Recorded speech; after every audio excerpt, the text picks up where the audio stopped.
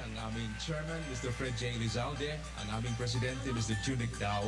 Taus-pusong pasasalamat ang aming ipinapaabot sa KBP. Salamat po sa papuri, salamat sa karangalan, at salamat sa inspirasyon. Yung award po na ito, inaalay po namin una sa lahat sa ating Panginoon. Pangalawa sa lahat po ng mga announcers, mga DJs po natin, mga technician, mga radio partners at mga station managers, lalong-lalo na po sa mahigit 12 million listeners po ng ating istasyon sa Luzon, Visayas at Mindanao at nasa labas din po ng ating bansa. Maraming salamat po.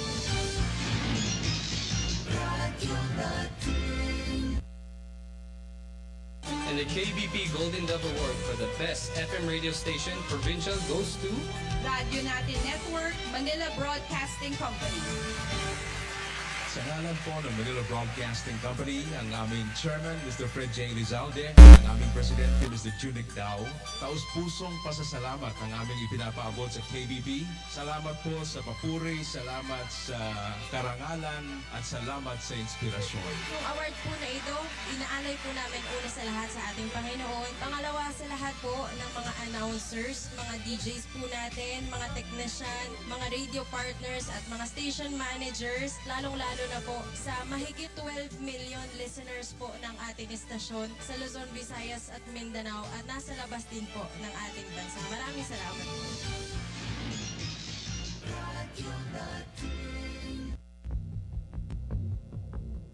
The winner for the Best Field Reporter is Luwalhati Waway Belen.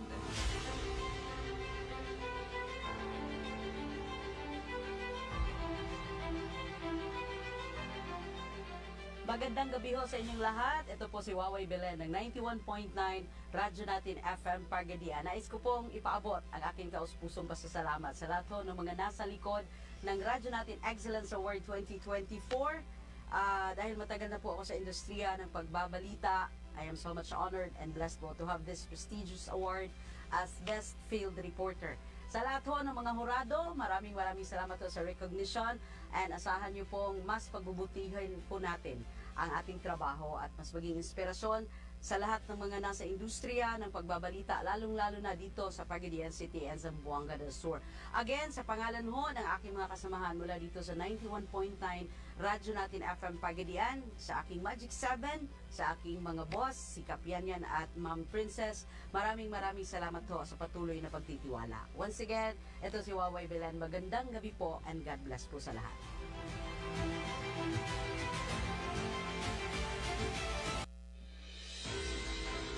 Bayan sa Pagadian, lalawigan sa Zamboanga del Sur, paminaw ang mga balitang hatod sa pinakadakong FM network sa nasa Radyo Natin Balita. Balitang lokal, balitang rehiyon, nasyonal, international, isyu komentaryo, Radyo Natin Balita, Radyo Natin Balita. But sa nailang news anchor, station manager, Waway Belen.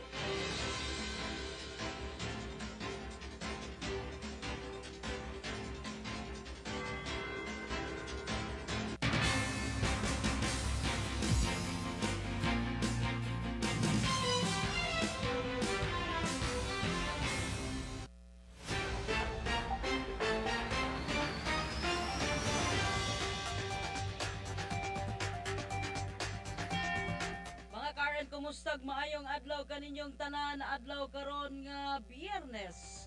Pizza 24 ning bulan sa Oktubre tuig 2025 kaninyong higala sa kahanginan. Waway Belen, makikauban kaninyo sa tuang tulumanon ang Radyo Natin Balita niining adlaw nga Biyernes. Ato ang mga tigpaminaw diha sa ato ang radyo sa 91.9 Radyo Natin FM Pagadian. Maayong adlaw. Ano karon ang ato mga headlines sa ato ang mga balita karong adlaw.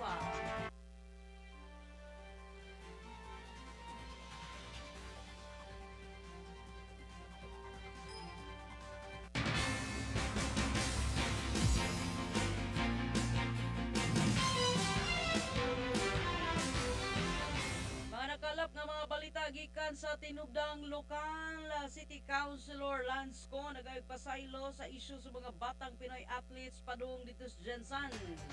Samtang 17 ka mga pamilya sa Dakbayan Pagadian nakadawat og pinansyal nga tabang ubos sa Integrated Disaster Shelter Assistance Program. Samtang 25 anyos nga lalaki sa Pagadian nadakpan sa usa ka buy-bust operation, armas ug droga na kumpiska.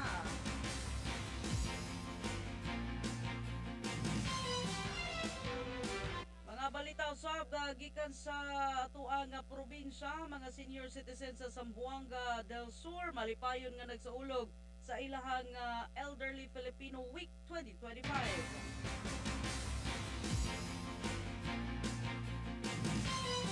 Samtang patayng lawas sa usa ka 44 anyos nga lalaki ang nakaplagan dias barangay Bulatok ning atong syudad.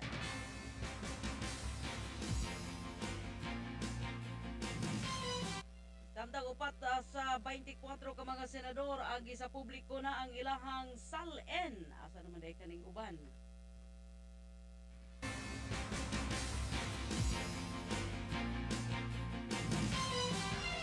Sunog sa DPWH office dito sa Quezon City gisugdan kung gisgutan o gimbestigahan pa sa Bureau of Fire Protection.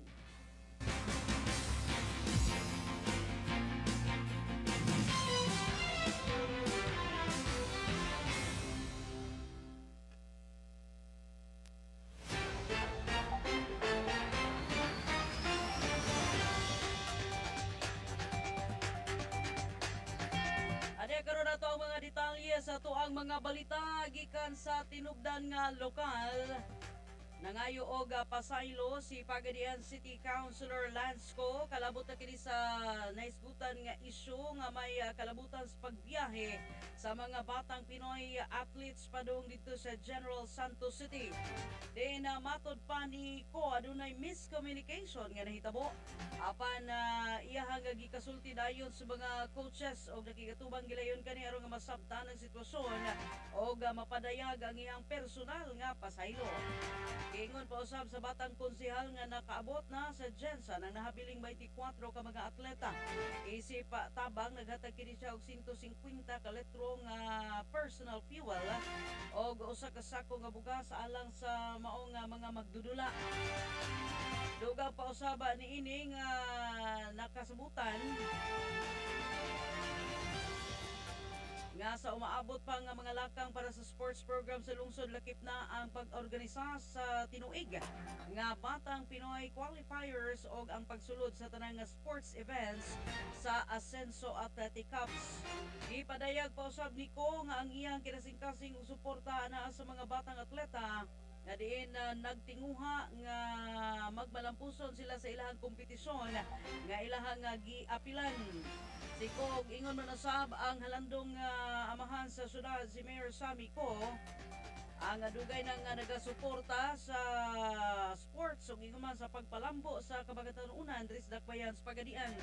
Sa katapusan gipanginaot niko ang malampusong partisipasyon sa mga batang Pinoy athletes sa nga nagpadayon nga kompetisyon dito sa General Santos City.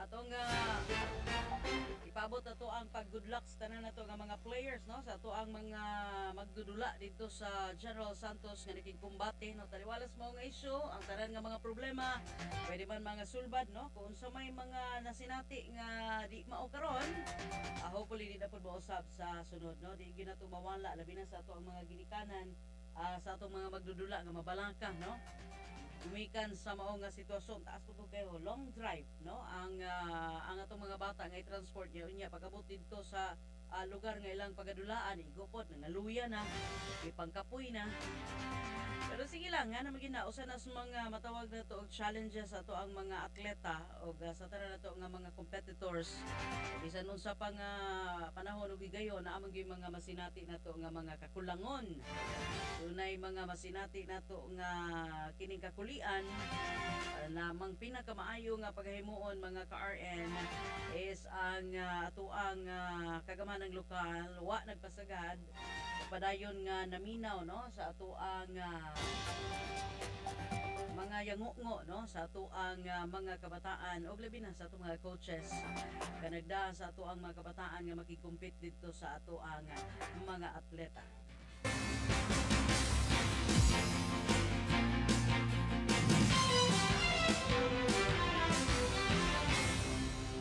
Samtang padayon sa itong mga balita gikan sa tinubdang lokal gihapon 17 ka mga pamilya nga biktima sa sunog nga nakadawat og pinansyal nga tabang ilawom kini sa Integrated Disaster Shelter Assistance Program kun IDSAP. Ang maong payout ang gihimo sa Botans Mayor uban ang pagtabang sa Department of Human Settlements and Urban Development kun DHSUD Region 9. Lakip na kauban na sabnini ang City Social Welfare Development Office o nga gipagaluhan ni Evangeline Pokita o ingon man sa lokal nga kagamahanan sa Dakbayan sa Pagadian. Base sa disbursement, 17 ka pamilya gikan sa tulo ka barangay ang giilang nga mga benepisyaryo sa mao nga programa. Din ang matag pamilya nakadawat og 30,000 ka pesos ka pinansyal nga tabang alang sa mga totally damaged nga mga panimalay nga nasunog adtong milabay nga bulan. Ang IDSAP program naglakip kini sa gitawag og emergency shelter support nga diin nagtumo nga mahatagan og tabang ang mga pamilya nga mawagtangan kung nawagtangan o Pinoy-anan gumikan sa kalamidad sama sa sunog og linog. Kini nga maong inisyatibo ang gi-implementar sa DHSUD Region 9 uban usab sa pagtabang sa atoang kagamahanang lokal sa Pagadian. Lakip sa mga mitambong sa mga kalihukan sila si City Councilor Lansco, Councilor Jigger Ariosa, CSWDO Evangeline Pokita. Lakip na ang mga personay sa DHSUD Region 9. Ipasalamatan usab sa mga benepisyaryo ang lokal nga kagamahanan ug ingon man ang DHSUD sa ilahang nga pagpadayon nga suporta ug tamang alang sa mga biktima sa kalamidad.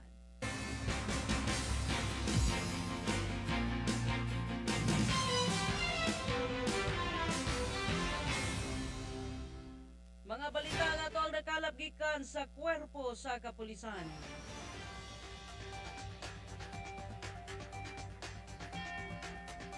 Dakbayan sa Pagadian usa ka 25 anyos nga lalaki na dakban atul sa usa ka joint drug bypass operation nga gipahigayon sa atuang mga kapulisan sa CIDG Zamboanga del Sur Provincial Field Unit. Kauban usab ang RDEU 9 Zamboanga del Sur, MARPSTA og sa pagpakikoordinar sa Pagadian City Police Station. Ang maong operasyon ang gipahigayon pasado alas 6 gabi kagahapon adlaw sa Purok Mahigalaon, Barangay Bulatok ning atong syudad. Gikan sa pagpanag-iya og kontrol sa suspetsado na kumpiska ang usa ka caliber 45 pistol, usa ka steel magazine, pito ka mga buhing bala niini ug usa ka heat seal transparent plastic sachet nga adunay puti nga kristalinong substansya nga diin gituhang usa ka shabu. Lakip na ang buy-bust money. Ang nakumpiska nga mga ebidensya sa droga ipasumiter sa Zamboanga del Sur Provincial Forensic Unit des Camp Abilon ning syudad alang sa laboratory examination. Samtang ang nasakpan nga sospek kada nagkaroon sa kustodiya sa CIDG Zamboanga del Sur alang sa husto nga dokumentasyon ug ingon man ang pagpasang-at sa angay nga kaso bato kaniya. Samtang nagpabilin ang Philippine National Police nga lig-on sa ilang kampanya batok sa illegal nga droga ug uban pang krimen aron nga masiguro ang mga luwas nga drug-free community. Yang iusab sa PNP ang publiko nga magpadayon sa ilang pagsuporta o pag-report sa mga gikatahapan nga mga suspect nga kalihukan sa ilang labing duol nga kapulisan.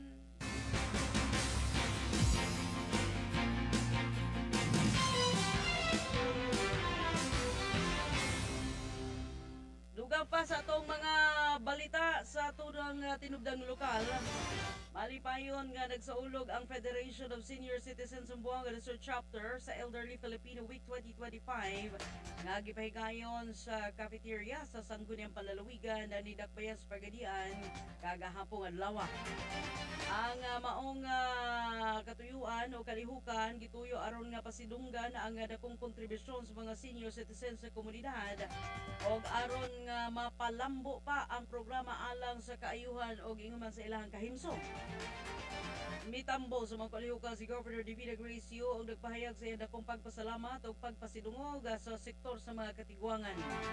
Matod pa ni Governor Yu, bisan sa ilang edad, padayon ang ilahang pagkaadunay bililhon nga papel sa mga senior citizens sa ato ang katilingban.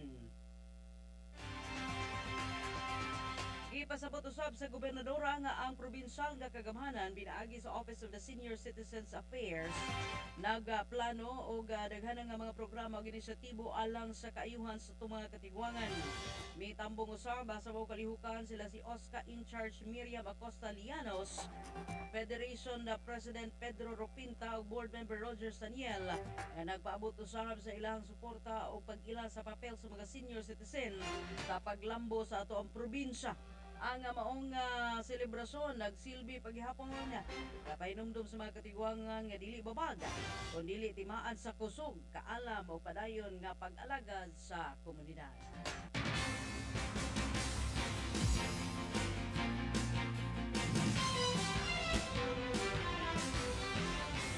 Oras na to mga ka-RN alas 12:27.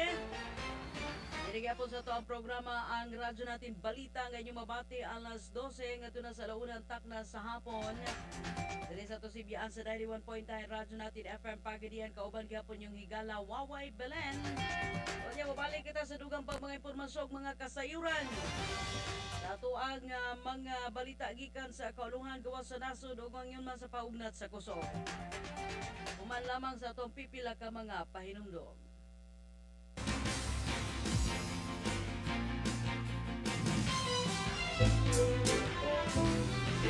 Kapoy na? Stress ka na po? Ayaw tuguti nga ang stress mo pildi nimo. Kay aniya na ang imong paboritong pahulayan, Fabulous Reflexology and Massage Spa.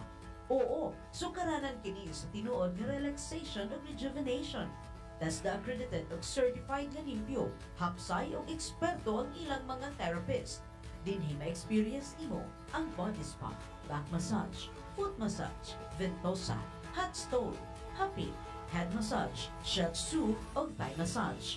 Ug naa pa ang ear candling, sunburn treatment, body scrub, facial ug foot spa. Hala, asa ka pa? I-reward imo kaugalingon. Ang imong lawas, imong puhunan, busa ang pingi o sakto. Bisitahan lang ang Fabulous Reflexology and Massage Spa. Atbang lang sa Gate 4 Agora Public Market, Barangay Santa Lucia, Pagadian City. Pwede niyo tawagan sa 0907-167-5646 o sa 0935-876-1264. O kung buhok ang hisgutan, Fabulous Salon Sabmi. Invest in your hair kay maunay corona nga di nimo tangtangon. Fabulous Reflexology and Massage Spa. Feel the touch, love the difference.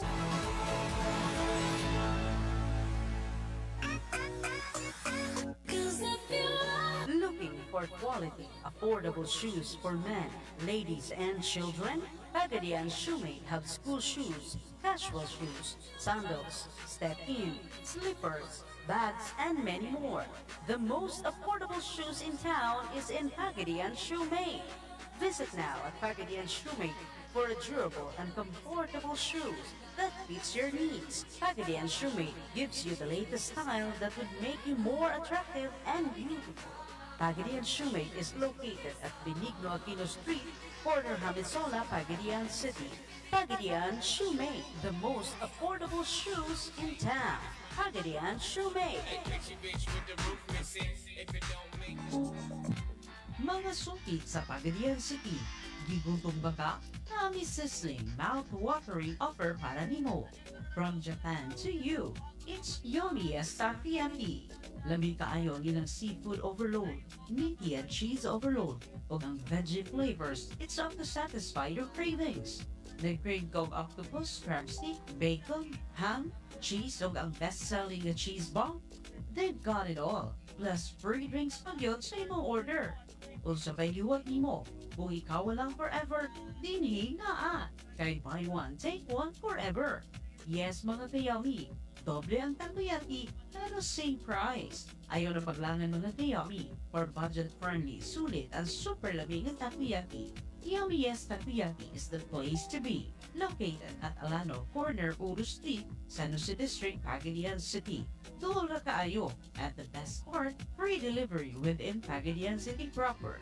Just contact 0950-420-8534 o 0946-426-0733. Yummy Yes Takoyaki. Our friend, our station,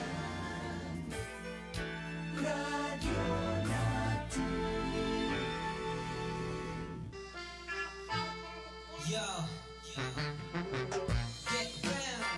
Ilyana Bayview College Incorporated, the builder of future leaders.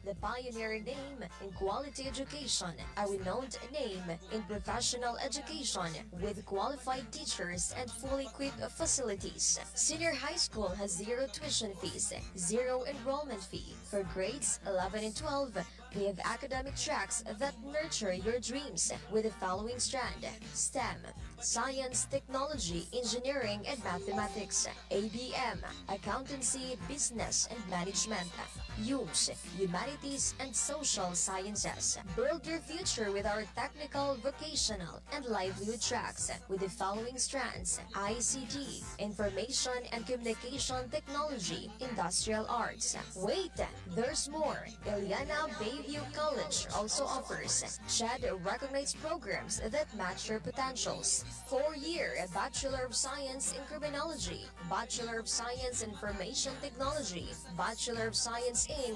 Entrepreneurship, Bachelor of Technical Vocational Teacher Education, Bachelor of Arts in English Language Studies, Bachelor of Arts in Theology, Bachelor of Science in Social Work, 2-year Associate in Computer Technology. Come and visit us now at the Neryo Street, Balangasan District, Pagadian City, or contact us at 062-215-4176 and look for our admission officer. Enrollment period starts on June 10, 2024 and class starts on July 29, 2024.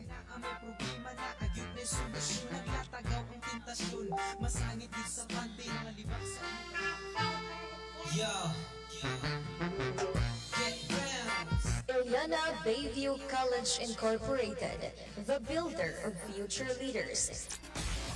The pioneering name in quality education, a renowned name in professional education with qualified teachers and fully equipped facilities. Senior high school has zero tuition fees, zero enrollment fee. For grades 11 and 12, we have academic tracks that nurture your dreams with the following strand: STEM, Science, Technology, Engineering, and Mathematics; ABM, Accountancy, Business, and Management; UMS, Humanities and Social Sciences. Build your future with our technical, vocational, and livelihood tracks with the following strands: ICT, Information and Communication Technology, Industrial Arts. Wait, there's more. Ilyana Bayview College also offers SHED-recognized programs that match your potentials. 4-year Bachelor of Science in Criminology, Bachelor of Science in Information Technology, Bachelor of Science in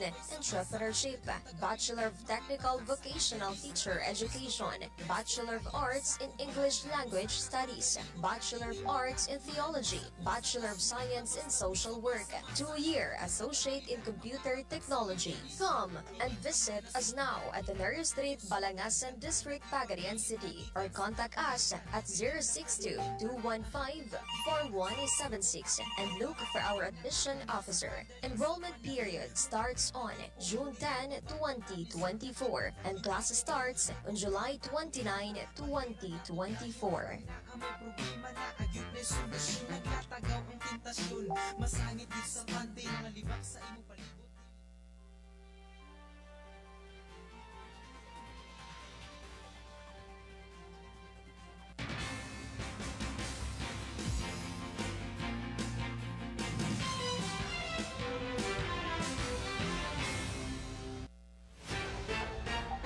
Oras na to mga ka-RN, alas 12:35 din higapon sa itong tulumanon ng radyo natin balita. Gaban gyapon yung higalas kahanginan Waway Belen. Nining adlaw nga Biyernes, Oktubre 24, tuig 2025. Sa itong mga balita, dugang na to sa ito ang mga balita gikan sa tinublang lokal na kaplagaan ng usa ka patay nga lawas sa usa ka 44 anyos nga lalaki. Usa kini ka residentes Dakbayan sa Pagadian nga nakaplagan sa Purok Madasigon, Barangay Bulatok, alas 5 sa hapon kagahapong adlaw. Sa Pagadian City Police Station na dawat nila ang report sa mga insidente alas 6:45 sa gabi. Diin human kini mahitabo pipila ka oras ang milabay. Diin sa inisyal nga investigasyon gipasabot nga sa wala pa ang maong insidente. Nakit-an pa matud pa ang iyang pa sa iyang pagumangkon nga nagdula sa balay ang maong biktima. Giingon ang nga nagreklamo kini og kasakit sa iyang likod og liog og misugo sa iyang pagumangkon nga butangan siya og efficacent oil. Sawa pa mosuroy ang maong bata. Pagbalik patud pas mao nga pagumangkon pasado alas 5 sa hapon nakita na lamang nila nga naghigda kini nga way kinabuhi. Diin dali silang mitawag og mga silingan aron nga motabang apan wa na kini ma-revive. Miabot sa City Health Office sa lugar ang miabot ang City Health Officer sa maong lugar ug opisyal nga gipahayag nga patay na ang maong biktima. Base sa resulta sa eksaminasyon, natural causes ang hinungdan sa iyang kamatayon. Unsa yung natural cause lagi? Wa man ay naka-specify ang sumunod ni karakter pagsakit ang tiyan. Ang patay lawas mao nga biktima nagkaroon sa kapunerarya sa diin gihimo pa karon ang husto nga proseso alang sa tukma nga disposisyon. Samtang ipahimangnuan usab karon sa Kapulisan Republiko nga magpabilin nga kalma og kooperatibas kon kooperatibo sa panahon sa ingon nga mga insidente og dayon nga ipahibalo sa mga kapulisan nya ang bisan unsang emerhensiya aron kini mahatagan kilayon og dali nga pagresponde.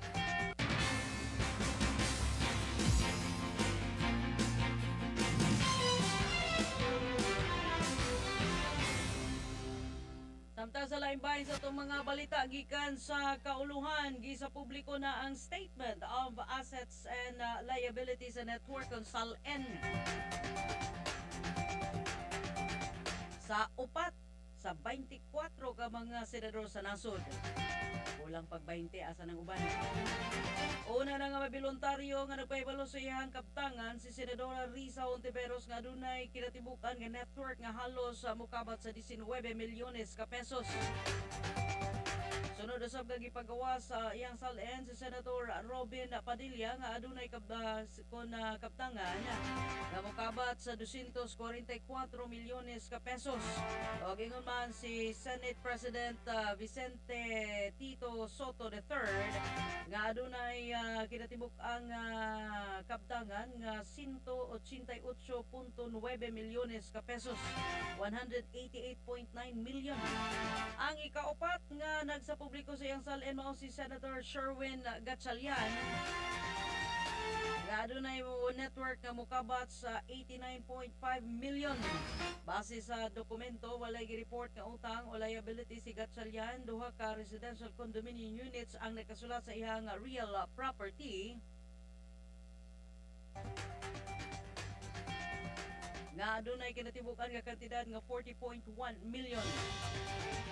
Aduna say personal nga kabtangan sama sa shares of stocks, cash and bank o mga motor lang nga nakatidad ang 49.3 milyones ka pesos. Sa maong nga dokumento nagkabutang usab ang iyang mga business interests diin siya ang shareholder sa 5 ka kumpanya.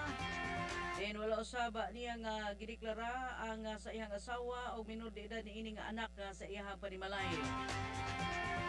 Lakip sa ihang mga paryente nga naa sa gobyerno ang ihang mga igsuon nga naa sa DSWD si Secretary Rex Gatchalian o ingon man si Valenzuela City Mayor Wes Gatchalian. Matod pa ni Gatchalian kung walay gitago ay problema sa pagpagawa sa Statement of Wealth. Then giingon usab niya nga wala pa siya gibalibaran nga tao nga nangayo og kopya sa iyang SALN. O ingon man wala usab siya makita nga risgo sa iyang seguridad sa paggawa sa iyang kabtangan sa opisyal sa gobyerno. Sa pagkakaroon ang gipaabot na lang sa ato ang mga katawan sa publiko ang pag-submit sa uban pang mga senador sa ilang Statement of Assets Liabilities and Network kon SALN diin upat pa ang nagpagawas, in short 20 pa ang wa kapagawas.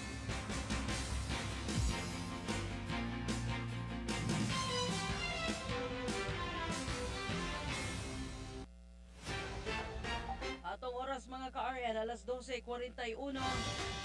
Dugas sa itong mga balita, padayon paghihapon karon investigasyon sa Bureau of Fire Protection kan BFP sa hinungdan sa sunog sa edipisyo sa Bureau of Research and Standards sa DPWH sa Region 4B compound. Yan kini nahimutang sa EDSA Corner Nia Road, Barangay Pinyahan, Quezon City. Nining milabay nga adlaw mismong si Bureau of Fire Protection NCR Regional Director Fire Chief Superintendent Jaime Ramirez ang misubay ug misusi sa nasunog nga building. Kauban pa ang mga pamunuan sa mga responding nga mga bumbero ug mga investigador sa Bureau of Fire Protection. Gipakita sa usa ka hulagway sa Bureau of Fire Protection NCR ang kadako sa kadaot o mga gamit nga natupok o gilamoy sa kalayo sa mga insidente. Ipangimatod pero sa Bureau of Fire Protection nga doon na sila mga ebidensya nga makatabang sa pagtino kung asa nagsugod ang sunog. Sila computer na kuno nga kuan nasunog niya kan man ni angal wa man daw sila nadungog nga computer nga nasunog. So change the script na punta ni. Nagkita usab sila kang nakikita usab sila ka DPWH Bureau of Research and Standards Director Juliana Vergara o sa uban pa mga opisyales sa DPWH nga naka-assign sa mga building. Gipasalig usab sa BFP ang pasidungog sa kusog o paspas nga pagresponde sa mga bumbero nga nakapugong sa pagkatag sa kalayo sa maong silingan nga mga building.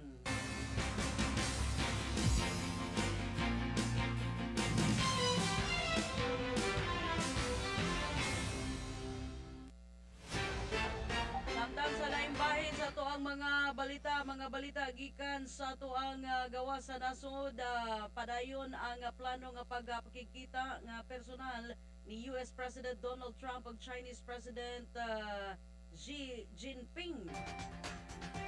Diin base sa katapusan nga impormasyon suma pa sa White House Press Secretary Corilyn Lievet giipahi ko na paghimuon ang panagpulong sa duha ka mga leader sa South Korea sa karong sunod semana. Din adunay paghimuon nga bilateral meeting ang duha ka mga lugar o nasud nga mutambong sa Asia Pacific Economic Cooperation kon APEC Summit. Samtang dugang pa sa maong kasayuran nahibaluan nga dunay dili maayong relasyon karon ang US o China gumikan sa trade war kun diin gipatawan go nagipahamtangan ni Trump og taas nga taripa ang mga produkto gikan sa China.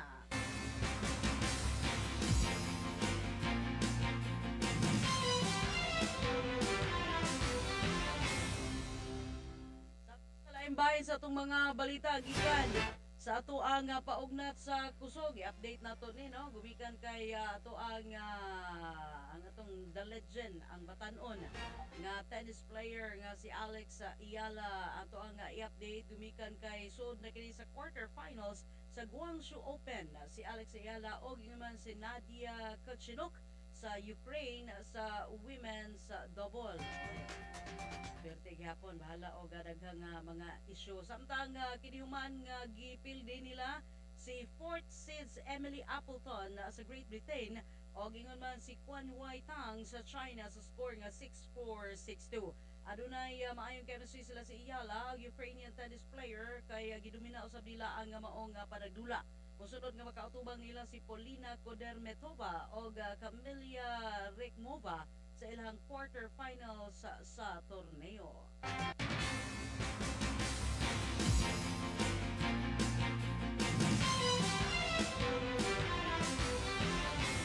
Atong oras mga ka-RN, alas 12:45. Katod kay natibukan sa ato ang mga balita karong adlaw nga Biyernes. Sa tingin ninyo matag adlaw radyo natin balita. Alas 12 hangtod 1 ang takta sa hapon sa ato ang programa.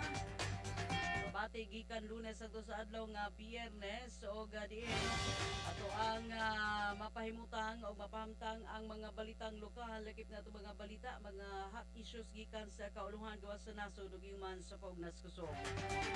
Og ato sab nga pasalamatan ang ato ang programa tud kanato sa Paloma Multimedia Services. Og inguman ang ato ang CBN agi sa Manila Broadcasting Company. Og padayon gyud kita naghatod og mga balita gikan sa kauluhan og para sa kauluhan. Agi sa representasyon sa 91.9 radyo natin Pagadian para sa ato ang radyo natin nationwide, no?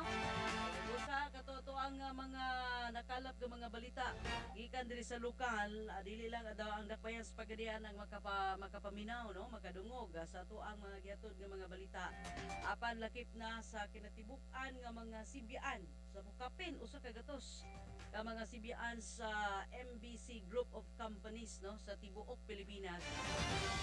Og pinaagi sab na sa programa sa radyo natin nationwide mga ka-RN. Pwede po ninyo makita babati pinaagi sa ato ang mga Facebook page og inguman sa ato ang mga websites makita og madungog ninyo mga ka-RN ang ato ang mga ihatod nga mga balita gikan sa ato ang dakbayan sa Pagadian og ingon man diri sa lalawigan sa Zamboanga del Sur. Ang daw sa karong adlaw nga Lunes ug mga adlaw atong ninyo programa sa ato ang kauban sa nga si DJ Kimberly para sa iyang tunog lokal. Atong giawhag ato ang mga local artists katong gusto usab nga magpatabang sa ilahang promosyon, no, sa ilahang own composition, sa ilahang mga cover songs ug sa ilahang pagpakita og mga talento. Pinaagi sa ato ang tunog lokal kauban ni Kimberly Resentes. Og man ang hugot uso sa kang Maninay Raven, throwback and hugot karon ng Domingo. Gikan alas sora ba? Alas alauna hangtod alas 3. Okay, ba ito ang You With Love mga ka-RN. Bali na taglaing nga time slot, no? Medyo kasibog-sibog pugos kong oras pero makapahuway po tagamay. Sa pangalan na naman sa Tibok Pwersa mga ka-RN sa radyo natin FM Pagadian 91.9. Nga rin nanukad sa Tawagan Sur, ng syudad sa Pagadian. Kini na lamang ninyo ang higala sa kahanginan. Waway Belen, nagasalamat mayang adlaw karatong tanan. And the KBP Golden Dove Award for the best FM radio station provincial goes to Radyo Natin Network, Manila Broadcasting Company. Sa ngalan po ng Manila Broadcasting Company, ang aming chairman, Mr. Fred J. Lizalde, ang aming presidente, Mr. Junic